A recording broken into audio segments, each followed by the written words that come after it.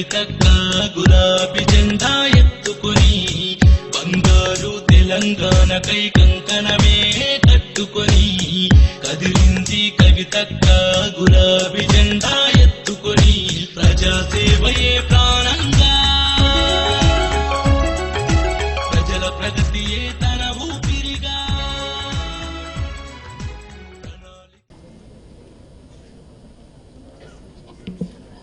Dear dignitaries and dear friends, at the outset I would like to thank the British Council for having invited me here for this wonderful young women's social entrepreneurship development program, which is really a subject that I and I'm sure the rest of the dignitaries feel very passionately about.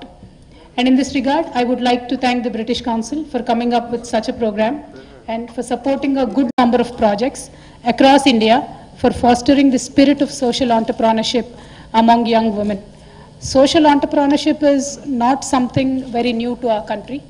Since the times of our father of nation, Gandhiji, he's been encouraging all of us to form a cohesive unit. Either it could be just a female unit or a cohesive unit of citizens to come, cooperate and work. And that is how we started with all these Khadi Kendras. That is when we started coming up with the cooperative societies in India. Well, in few states it really did do well. Some states like Kerala still have a very, very strong cooperative society system. Some states like Telangana, Andhra, we do not have as strong as they have. But social entrepreneurship is something which is very close to our hearts, and in India as a culture from our father of nation we have learnt it.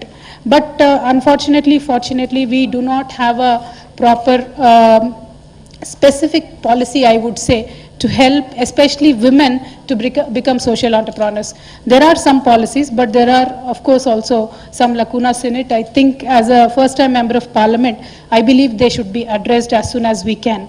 And we all know that like elsewhere in India, our societies are riddled with multiple problems and long-standing issues that remain unresolved by the institutions and the government sector.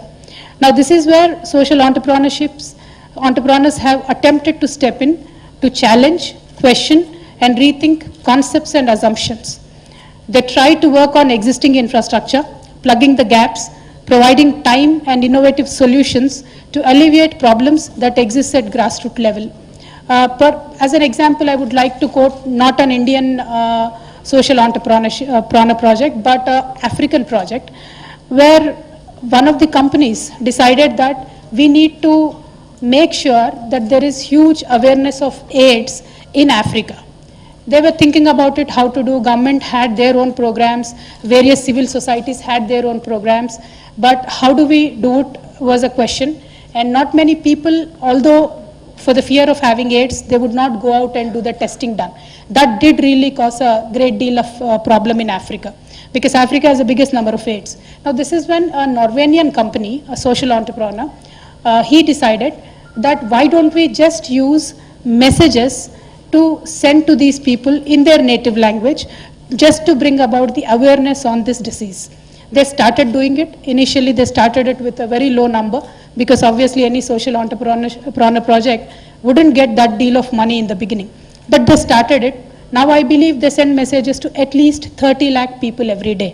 And the best part is, out of the 100% messages that they send, 40% have gone to the clinics to test themselves. That is a big, very big leap.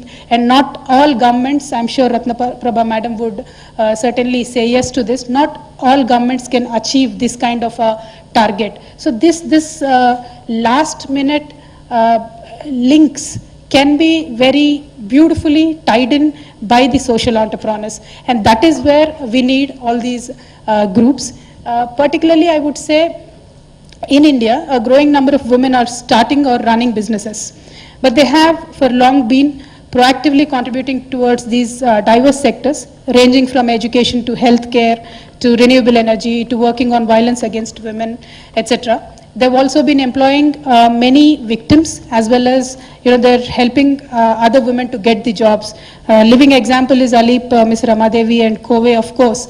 They work on the grassroots levels to make sure people who are not formally educated, maybe not even formally trained, to pick them up from the grassroots level, to train them, give them the support, give them the mentorship, give them the hand-holding, I would say, to get an access to the financial availability, and then make sure that they become a success stories.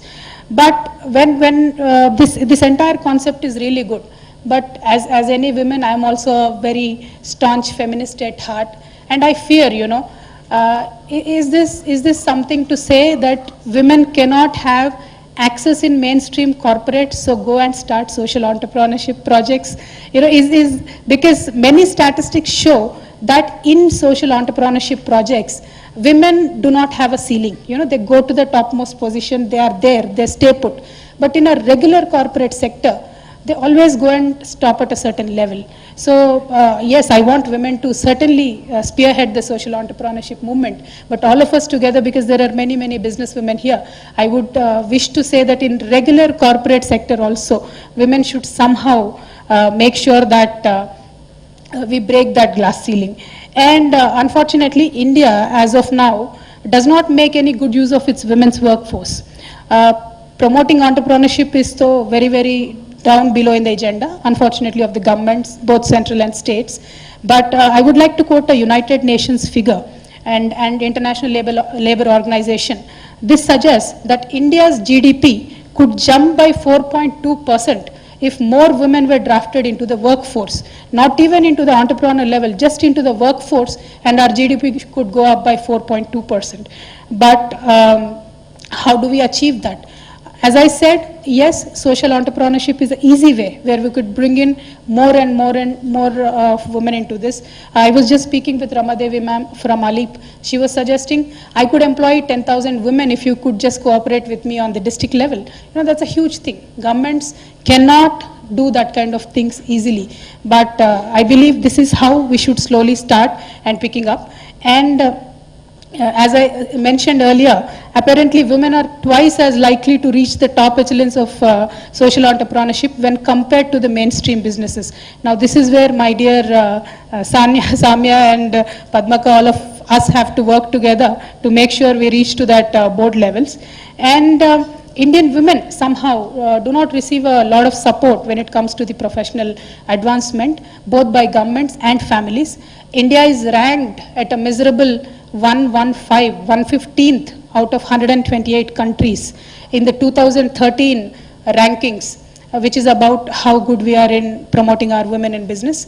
And this ranking is based on how effectively leaders are empowering women as economic agents in the marketplace. Now this is where I need to look at myself in the mirror and think what as a policy maker, what as governments we are doing to promote women and women entrepreneurship. And as I suggested, there are not many formal policies spinned around the social entrepreneurship, and especially specific policies for women. That is something that we need to really work on.